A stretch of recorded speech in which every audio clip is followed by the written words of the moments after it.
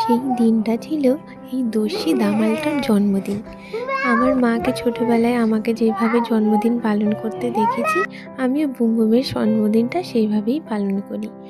5 রকম ভাজা সাজিয়ে মাছে ভাতে পায়েস দিয়ে জন্মদিন পালন। তো ওর প্রিয় 5 রকম ভাজা দিয়েছিলাম, নারকেল দিয়ে বরবটি ভাজা, বেগুন ভাজা, আলু ভাজা, আর মিষ্টি মিষ্টি গাজর ভাজা, আর ফুলকপিও একটু ভেজে দিয়েছিলাম। আর সাথে ডাল তো ছিলই, আর ছিল চিংড়ি মাছের মালাইকারি।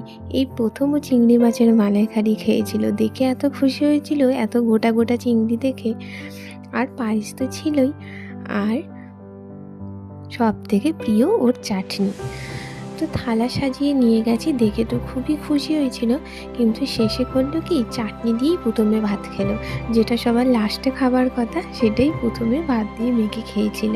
তো যাই হোক, ও আনন্দ পেয়েছিল, সেটাই আমার ভালো লাগার বিষয়।